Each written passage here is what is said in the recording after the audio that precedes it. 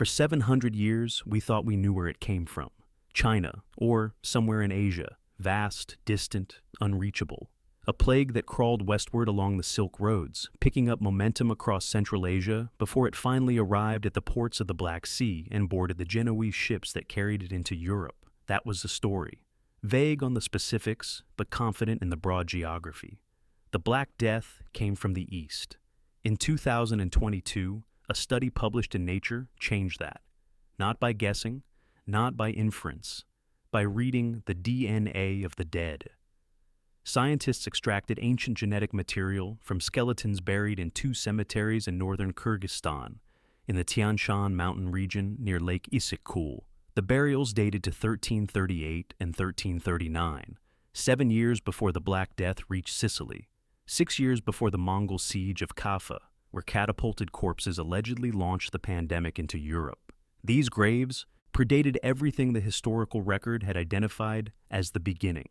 And inside the teeth of the people buried there, scientists found Yersinia pestis, the bacterium that causes plague. What happened next is where the science becomes extraordinary.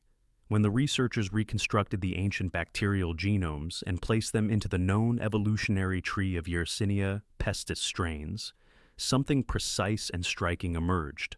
The Kyrgyzstan strain did not sit somewhere on a branch of that tree. It sat at the branching point itself, at the exact node where the lineage that would go on to cause the Black Death diverged from its ancestral population and began to diversify.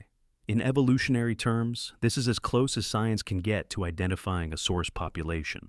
The strain buried in those Kyrgyzstan graves in 1338 was not a cousin of the pandemic strain. It was, in all likelihood, its direct ancestor. The origin of the Black Death had been hiding in a mountain cemetery for nearly 7 centuries. To understand why that matters, you need to hold the scale of what followed in your mind for a moment. Between 1347 and 1353, the Black Death killed somewhere between 75 and 200 million people across Eurasia and North Africa. In Europe alone, conservative estimates place the death toll at 30 to 40% of the entire population. In some cities, the figure ran higher. In Florence, contemporary accounts suggest 50% of the population died within months. In certain rural areas of England, entire villages were abandoned and never resettled. The demographic wound was so severe that Europe's population did not recover to its pre-plague level for over 150 years. This was not an epidemic. It was a civilizational rupture.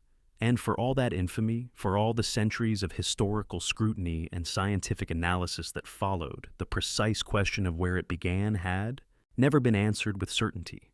Written sources pointed vaguely eastward. Marco Polo's accounts of depopulated regions in Asia were cited. Chinese chronicles of mass mortality in the early 14th century were examined. The Mongol Empire and its vast trade networks were identified as the probable mechanism of westward spread. But the specific origin point, the place where the pandemic strain first emerged in a form capable of causing what came next, remained genuinely unknown. The Kyrgyzstan cemeteries had been documented by 19th century researchers who noted the unusually high number of burials concentrated in 1338 and 1339. Some of the gravestones carried inscriptions identifying the cause of death in terms that translated roughly as pestilence. That detail had been noted and then largely forgotten, sitting in the margins of academic literature for over 100 years, without the tools to interrogate it further. Ancient DNA gave science those tools. The analysis conducted by the Nature Study Team, led by researchers including Johannes Krauss and Philip Slavin, involved extracting DNA from the dental pulp of 7 individuals buried at the 2 sites, Kyrgyzstan and Barana. Dental pulp is among the most reliable sources of ancient genetic material because the dense enamel of teeth provides physical protection that slows degradation over centuries. Of the 7 individuals sampled, 3 yielded Yersinia pestis DNA of sufficient quality for genomic reconstruction. 3 people, buried in the mountains of Kyrgyzstan in 1338, carrying the direct ancestor of the strain that would go on to kill a third of Europe. The genetic analysis placed the Kyrgyzstan strain at a critical position in the bacterial phylogeny. the evolutionary family tree that maps how different strains of Yersinia pestis relate to one another across time and geography. The strain showed the highest diversity relative to the pandemic. Lineages that followed, which in evolutionary terms is a marker of ancestral status. Diverse populations precede less diverse ones. The Kyrgyzstan population sat upstream of everything that came after, including the strains recovered from plague pit victims in London, Barcelona, Marseille, and across the breadth of medieval Europe. The evolutionary branching that gave rise to the pandemic appears to have occurred in this region, in this period, at a scale that the cemetery record directly reflects. The mechanism by which it moved west is not mysterious. Lake Issyk-Kul sits at the intersection of several branches of the Silk Road network, the overland trade system that connected China to the Mediterranean across the breadth of Central Asia.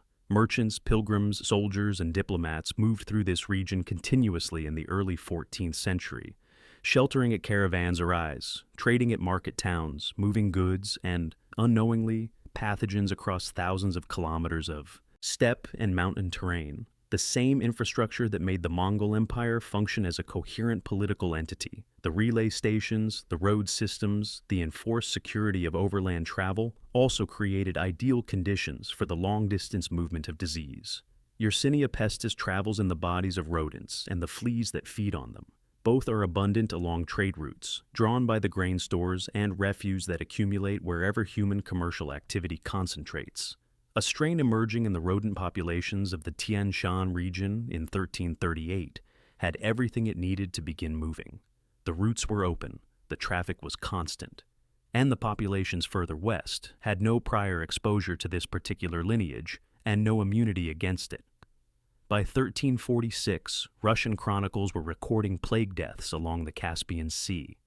By 1347, it had reached the Crimea. By October of that year, 12 Genoese galleys docked at Messina in Sicily with their crews dying at the oars. The rest is the history everyone knows. What the 2022 study gave the world was not that history rewritten. The broad outline of where the Black Death went and what it did when it got there remains intact. What changed was the beginning. The precise origin point, uncertain for 700 years, is now pinned to a specific geography, a specific decade, and a specific population of people whose gravestones were carved with the word pestilence in 1338. 3 years before, most of Europe had any idea what was coming. Ancient DNA did not change the story of the Black Death. It found where the story started. And it started in a mountain cemetery by a lake in Kyrgyzstan, in the bodies of people whose names we do not know, who died of something they could not name, in a year that the rest of the world had not yet learned to fear.